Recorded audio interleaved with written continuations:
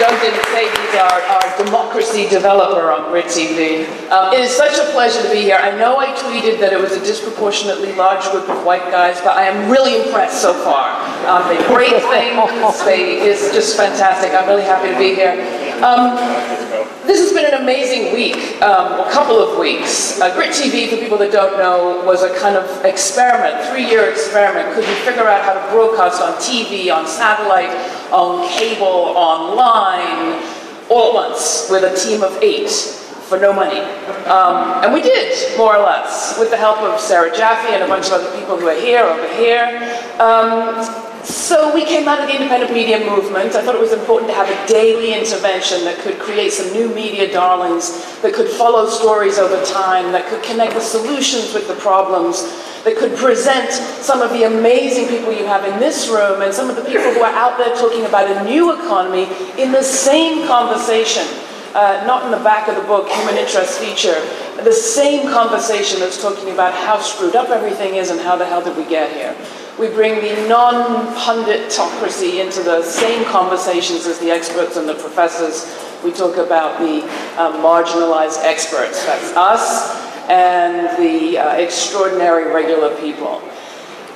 The kind of thing that we do is invent new ways to do important programming, meaning TV programming. And maybe TV's on the way out, who knows? All I know is that 2 weeks ago, as I had been watching what was happening at Occupy Wall Street and getting increasingly frustrated by the lack of media attention and then the type of media attention, I called up a bunch of friends all around the country and said, come on, can we do a live broadcast 3 hours from the October 5th demonstration? And on a Monday, I got the okay, and I think $5,000. And on the Wednesday, we set up in the center of the park a 3-hour broadcast that was live streamed to 50 states on Free Speech TV, on community access as well, and online, of course, on live stream. And that was done with essentially all virtual relationships, all people who are not in the same space, using a hotspot and a wireless computer and all the technology that you know.